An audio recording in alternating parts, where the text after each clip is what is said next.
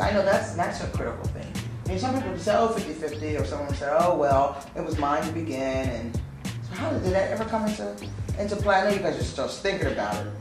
What about you guys? It was natural just to split it down in the middle, 50-50. Yeah, so that was good for the corporation. We're equally invested and we support each other. So you guys are just thinking about this? Yeah. Or have you talked about it at all? No.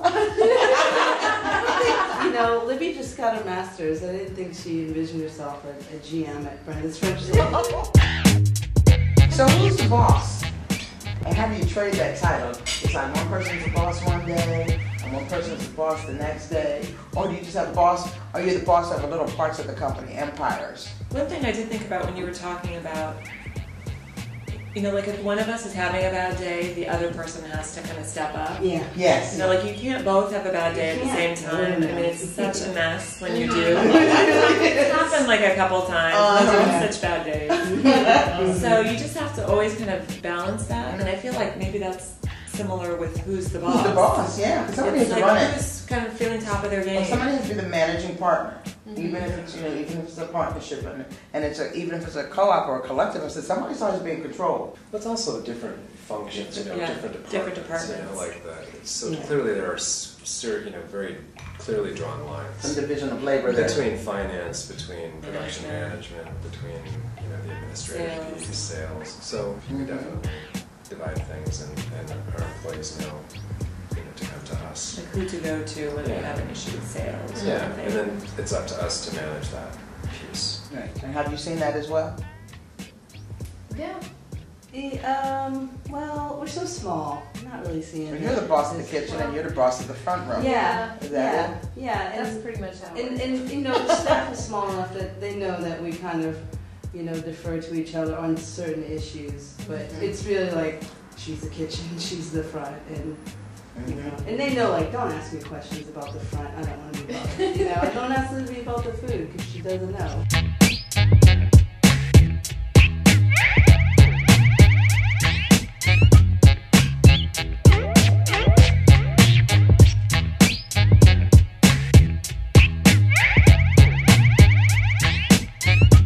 Of course, with my strategy and my recommendation is that everybody is recession-proof.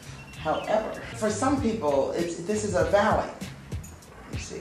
And I consider valley times, when you can grow the most. And you should be, really concentrating on strategic planning and a lot of marketing activities. How do you help each other to get to the other side? I think we just push harder. We work harder. I think both of us are really used to being scrappers.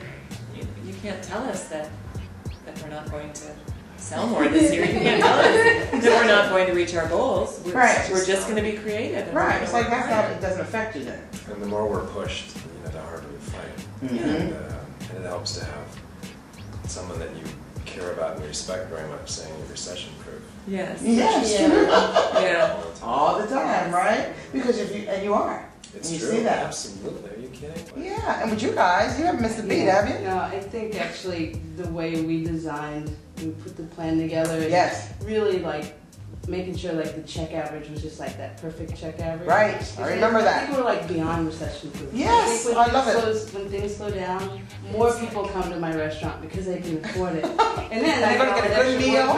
Yeah. Yeah. This woman just set it up. It's like it never stops. And like we'll have like one slow morning and we're like, thank God. And I remember opening up, like going through this whole process with her, and this has been her life dream forever. And I'm here, I'm supporting her. Yes. And it's like, okay, you have to imagine at some point we have to talk about that worst case scenario. Okay, like what happens if we open this restaurant and it flops? Yeah, I never thought that. Yeah, no, I didn't either. But at some point, Brenda was like, okay, I should probably think about this once, and we spent like 5 minutes on it, and then Well, I thought like let's just get open and then see. And then, okay, so good that didn't happen. So, think about it. And then you didn't open a humongous place so you can get your hands around it. No, the lines out the door has been by far the best marketing. Advertising. You know it is. By far. Yeah. It seems like some days people are like, oh, it's a line, it must be good, I'll stand in it. Whew. This thick. Homemade grape jam. It's low fat. We don't care.